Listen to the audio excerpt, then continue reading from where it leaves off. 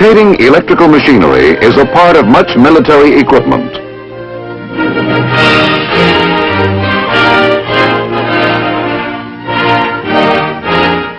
Whether it is a simple blower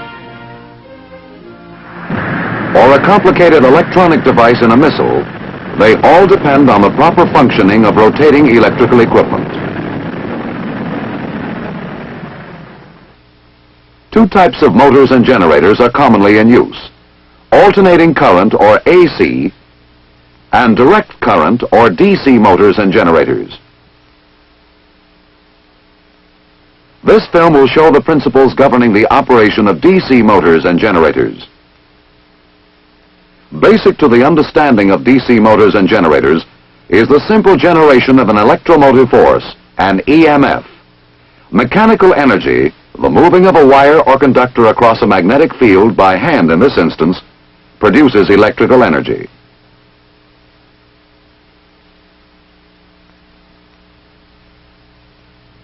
The magnetic field is composed of lines of force. As the conductor cuts these lines, an electromotive force or EMF is generated in the conductor. Moving the conductor down through the field makes the needle of a voltmeter deflect one way, which means the EMF has one direction. Moving the conductor up through the field produces the opposite deflection of the needle. The EMF has now changed direction.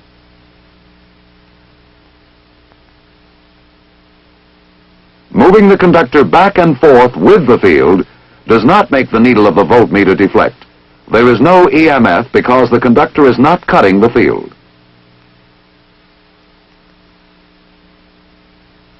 To illustrate the direction of current flow, the conventional symbols will be used. Current flowing in a conductor away from us is represented by a cross, toward us by a dot.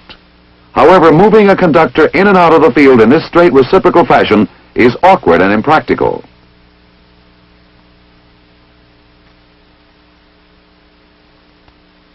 A simple generator of EMF can also be made by rotating a single turn coil within a stationary magnetic field of two magnets with opposite polarity.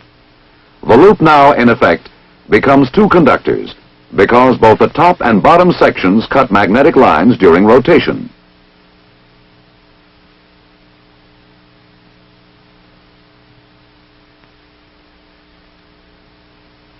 Since they cut lines of force of opposite directions as they rotate, EMFs of opposite polarity will be generated in the conductors. In order to have current flow in this circuit, polarities of the two conductors must be opposite. The amount of EMF generated at any instant is determined by three factors: the strength of the magnetic field, that is, the number of lines of force, the length of the conductor cutting the lines of force, and the velocity with which the conductor is turning. We can determine the amount of instantaneous EMF by a simple formula.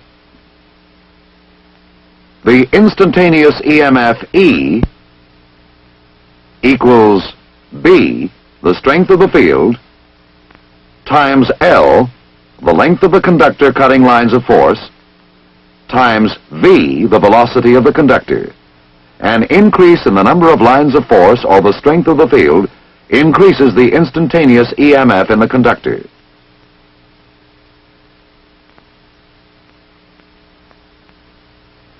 Increases in the length of the conductor cutting lines also increases the EMF. And finally, the greater the velocity of the conductor, the greater the EMF. This formula assumes conductor motion in a straight line. That is to say, cutting the same number of lines for each increment of its motion. But the conductor in an actual machine is not moving in a straight line, but rotating.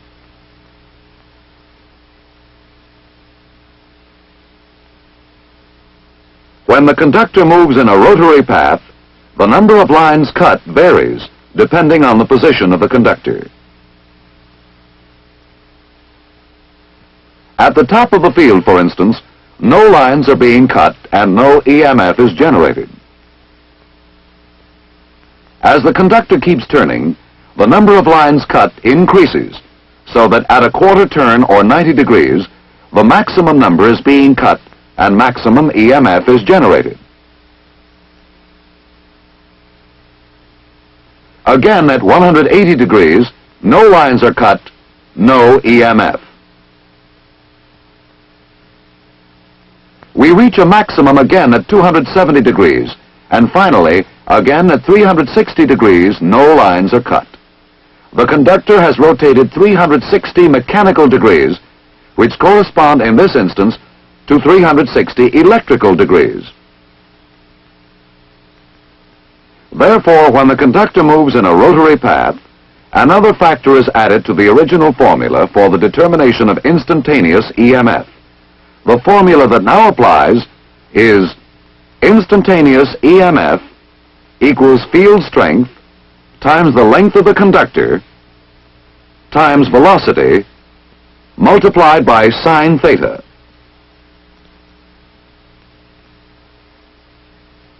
Theta is the angle formed by the flux line and the motion of the conductor.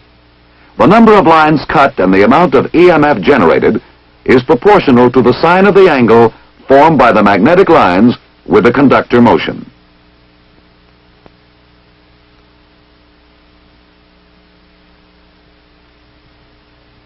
A graph of EMF versus conductor position during one revolution will be a sine wave representing alternating current, or AC. All rotary generators produce AC internally.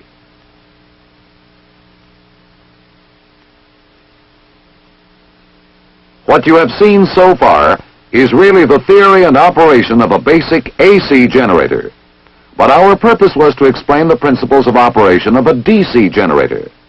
To get direct current, we will attach each end of the conductor to a segment of copper, forming a commutator.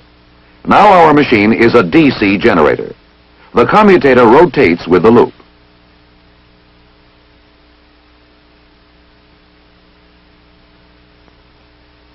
Stationary contacts, carbon brushes, ride on the commutator segments.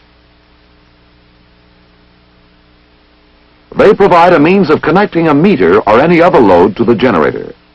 The loop of a conductor, wound on a rotor, and the commutator are referred to as the armature.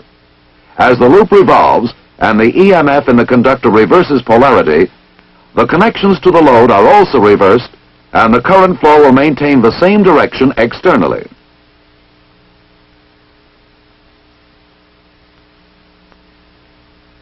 Represented graphically, the output amplitude still varies. The DC is in the form of pulses. It is a pulsating direct current, or PDC. The pulsation from 0 to maximum, twice for each revolution of the loop, is called ripple. This ripple can be reduced by adding more loops and more commutator segments to the existing armature. Two loops at right angles connected to four commutator segments provide two outputs instead of one.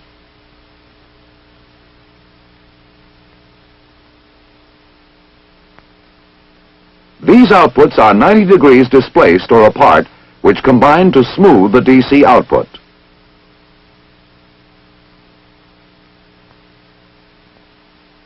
However, even with two loops and four commutator segments, the rectified curve is still somewhat irregular. By adding magnets, we increase the number of fields cut by the armature. As we increase the number of loops and commutator segments, the variation between maximum and minimum value decreases.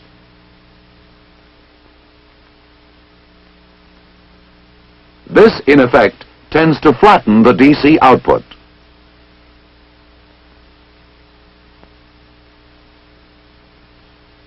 Practical DC generator armatures have a great many loops wound on a rotor.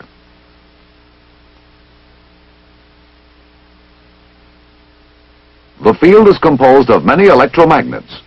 Together, these factors tend to create an almost pure DC output. An important problem in the design of generators is the prevention of sparking between the commutator and the brush assembly. The prevention of sparking depends on the position of the brushes. This line through points of zero generated EMF is called The neutral plane.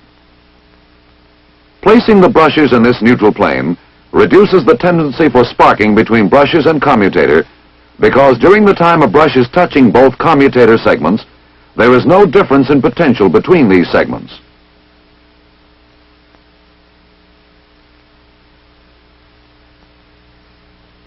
Theoretically, no sparking should occur at the commutator brushes when they are placed in this position.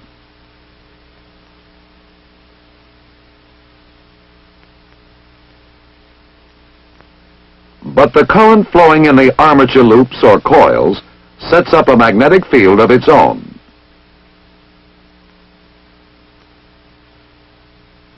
This magnetic field interacts with the main magnetic field and distorts it.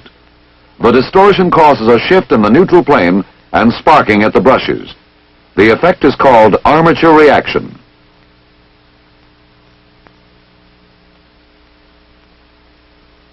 Sparking may cause severe interference in nearby electronic equipment.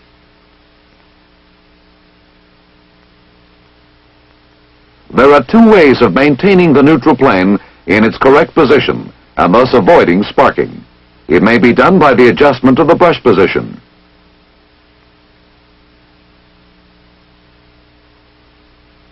The brushes are adjusted to lie in the adjusted neutral plane.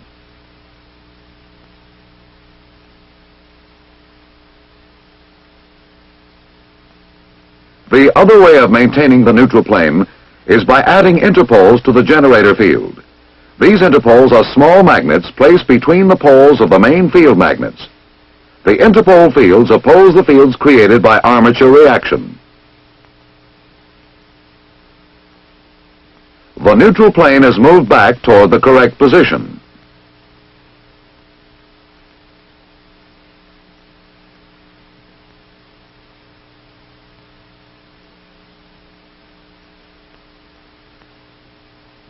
In addition, to further counteract armature reaction, windings called compensating windings are sometimes placed in the main pole faces. The current in these windings is armature current flowing in opposite direction to the current in the armature conductors.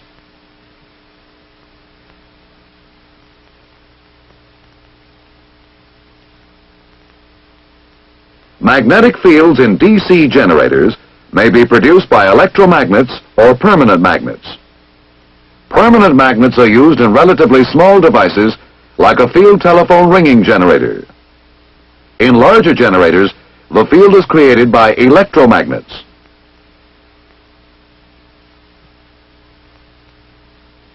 The field winding used in this DC generator can be represented by a symbol. The symbol is that of an iron core inductor. Current to excite the field windings can be supplied from an external source. In that case, the generator is classified as separately excited. A small part of the generator's own output can also do the exciting. In that case, it will be a self-excited generator. Self-excited generators must be initially magnetized. The residual magnetism in the core of the field winding provides enough magnetism to begin generator action.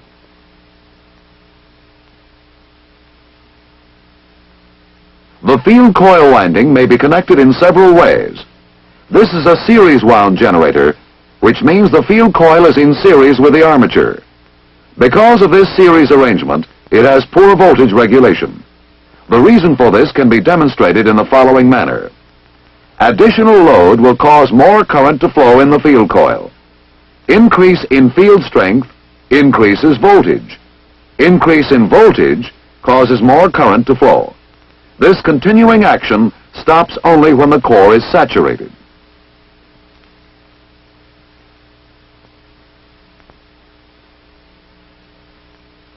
When the load is increased, the voltage will increase.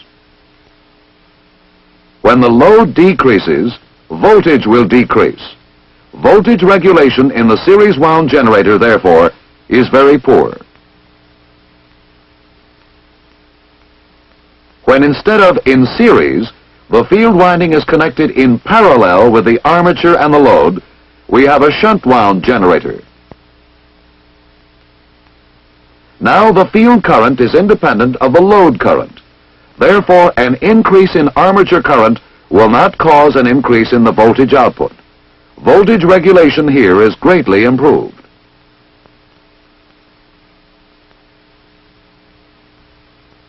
In shunt wound generators, therefore, changing load causes relatively small change in voltage output.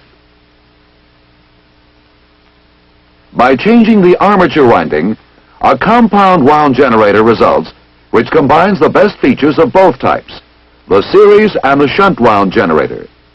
When windings are arranged so that magnetic fields oppose each other, it becomes in effect a series generator. This is used only where constant current is the prime requirement, such as in arc welding. By changing the magnetic polarity of one of the fields, the field windings aid one another. As a result, this compound wound generator has good voltage and fair current regulation.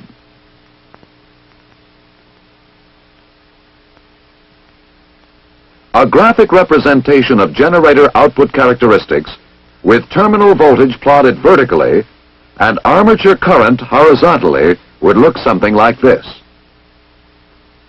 As we have seen, in the output of the series wound generator, voltage regulation is very poor. In parallel or shunt wound generators, the voltage regulation is fairly good, but current regulation is poor. Compound wound generators offer a flat compounded output that is normally most desirable. It combines the good features of both the shunt and series wound generators and provides stable voltage output under changing loads.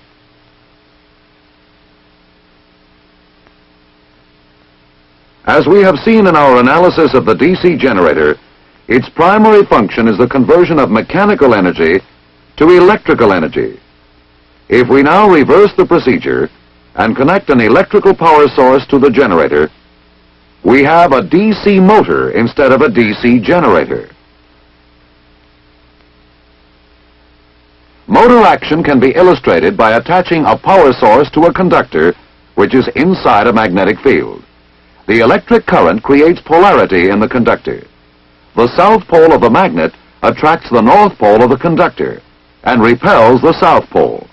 The north pole of the magnet attracts the south pole of the conductor and repels the north pole. This creates movement depending on the direction of the steady magnetic field.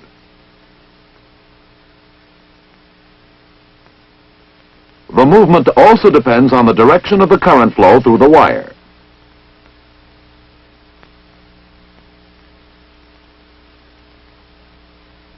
By changing the polarity of the battery, the conductor now moves in the opposite direction.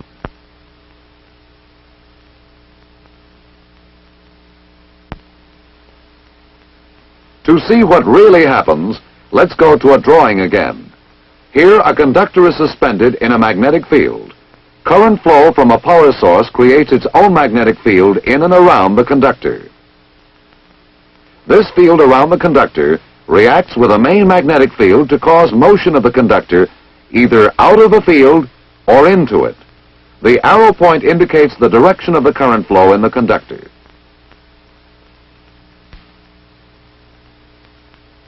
In this case, the flow is toward us. The field of the conductor has the same direction as the main field above the conductor and the opposite direction of the field below the conductor. These two magnetic forces added together distort the lines of the main field upward. The field above the conductor is thus made stronger and the field below the conductor is made weaker.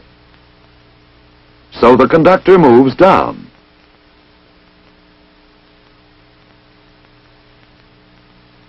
Conversely, when current flows in the opposite direction, that is to say, away from us, the field of the conductor opposes the main field above the conductor.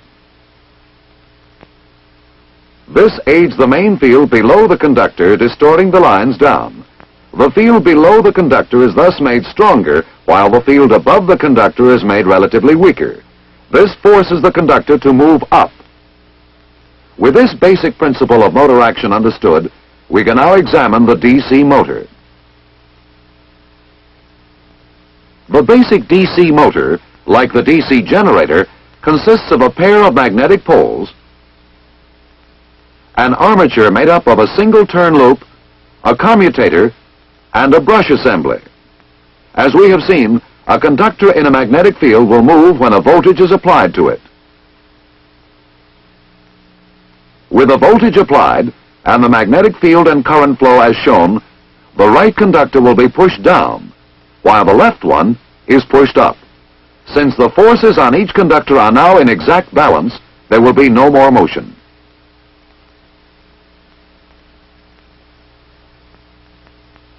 Adding another loop and two commutator segments ensures that at no time will balancing forces cancel each other out. With this setup, there will be motion at all times. As one commutator segment is moved away from the brushes, another now takes its place and the movement continues. The greater the number of loops in the armature, the smoother its motion.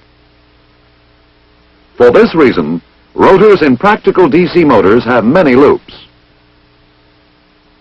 Since current in the rotor loops must reverse each half cycle, two commutator segments per loop are required. Here in the motor, as in the DC generator, there is a neutral plane. The interaction of the conductor fields on the main field causes this neutral plane to shift and sparking to occur when a load is added.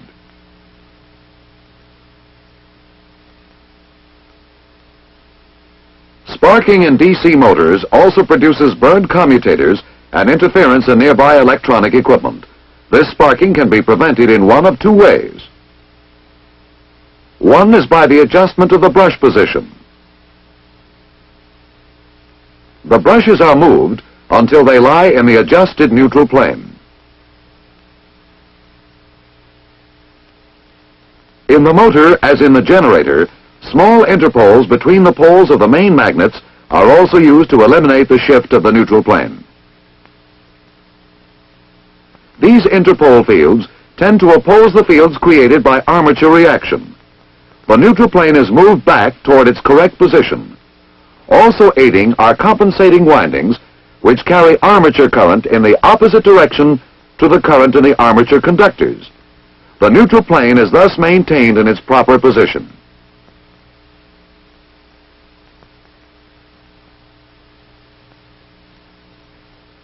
DC motors operate most efficiently when sparking is eliminated. We saw earlier that when a conductor is moved by mechanical energy in a magnetic field, an EMF is generated. This is generator action. In the DC motor, when rotation is desired, it is necessary to apply an EMF to the conductor. However, when used as a motor, an opposing EMF is also generated in the conductor. This is called the counter-electromotive force, or CEMF. By Lenz's law, the generated CEMF must oppose the applied EMF. The amount of CEMF depends on the speed of rotation. This is of practical importance in large motors. When starting large motors, the problem exists of limiting current through the rotor windings until a CEMF can be built up. If the full current is applied before the CEMF develops, it may burn out the rotor windings. Starting boxes are used with DC motors in order to avoid this application of current before the CEMF is built up.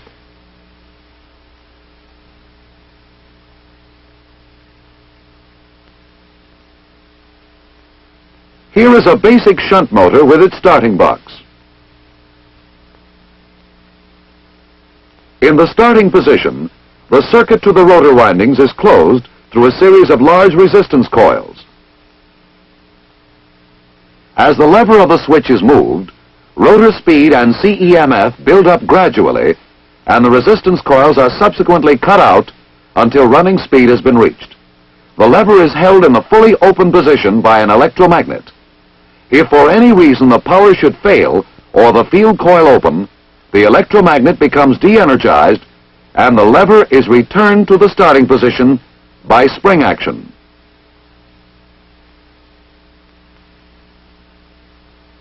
Just as in DC generators, DC motors seldom use permanent magnets for the field. Instead, electromagnets are used. Like with a DC generator, field windings are constructed in several ways. Each type of winding has special characteristics, special values, and specific uses. The series wound motor has good starting torque or turning force. Torque depends on armature current and on field strength.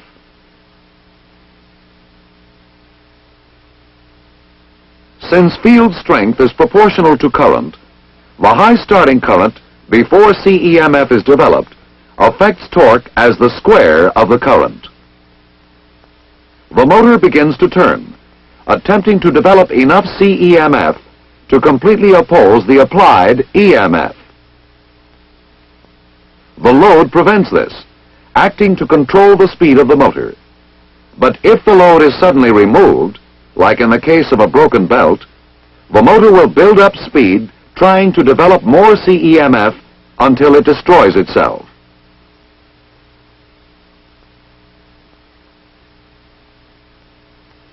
The shunt wound motor has less starting torque, but it is less dependent on load for speed control. In the shunt wound motor, the field coils are connected in parallel directly across the DC input terminals. The starting torque is not as great as in the series motor since field strength is not affected by armature current. The speed of a shunt motor is fairly constant under conditions of changing load. As more load is applied, the speed of the armature decreases. This decreases the CEMF and increases the current input.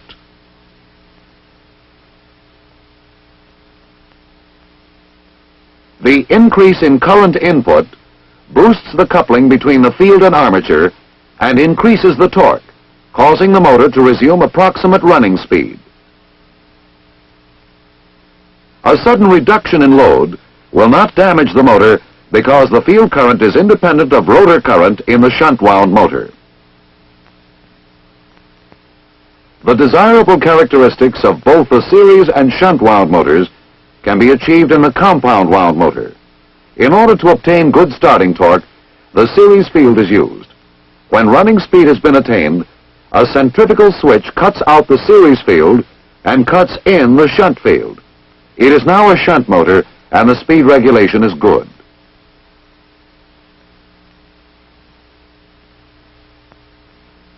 Compounding provides good starting torque and good speed regulation. This allows for efficient operation and minimizes the possibility of damage to the motor. Now for a quick summary. The operation of all rotating electrical machinery is based on one simple principle: the generation of an EMF. The principle is used in the construction of a simple AC generator. The generator output E, or instantaneous EMF, equals B, strength of field, times L, length of the conductor, times V, velocity of the conductor. But because the movement of the conductor in the field is actually circular, we must also multiply with a sine of the angle formed by the lines of force and motion of the conductor in order to arrive at the EMF.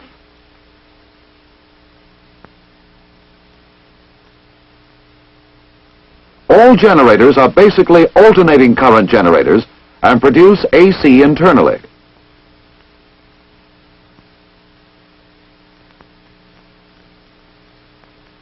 The basic AC generator becomes a DC generator when a commutator is attached to the conductor. Each commutator segment rotates with its respective conductor, producing a direct current.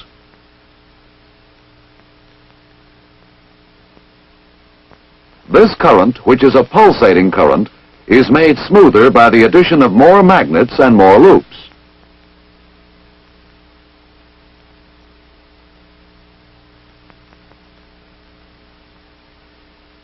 Sparking in a generator is sometimes caused by a shift in the neutral plane.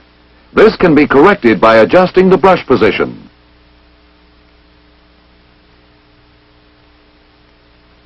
Or by the use of interpoles and compensating windings.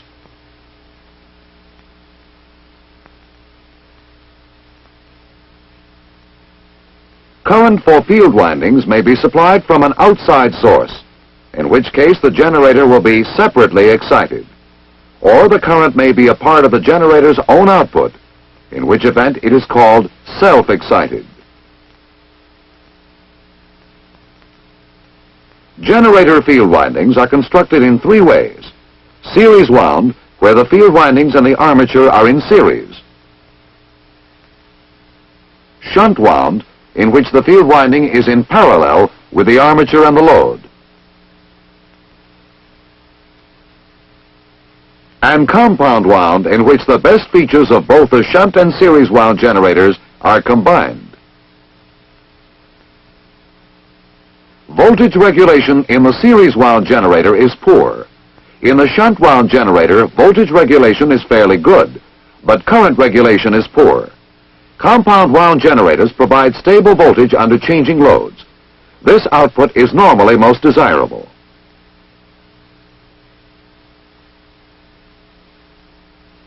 Motor action is the opposite of generator procedure. In a DC motor, voltage is applied to two or more loops in a magnetic field. This causes polarity in the loops. The interaction of this polarity with the polarity of the field makes the loops rotate. This is the basic DC motor. When the conductor of the motor is rotated by an applied EMF, it also generates a counter-electromotive force. According to Lenz's law, this generated CEMF must oppose the applied EMF. As in generators, field windings in DC motors are of three types. The series wound motor has good starting torque, but since its only governing factor is the load, the speed regulation is poor. If the load is disengaged suddenly, the motor will race to destruction. In shunt wound motors, with the field coils connected in parallel across the DC input terminals, the starting torque is not too good, but since the field current is independent of the rotor current, the speed regulation is quite good.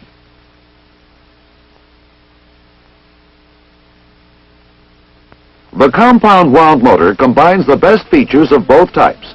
It uses a series section for good starting torque.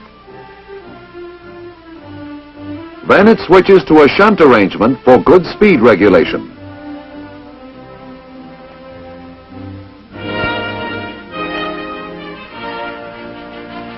DC electrical motors and generators are at the heart of much military equipment. A proper understanding of them is therefore important.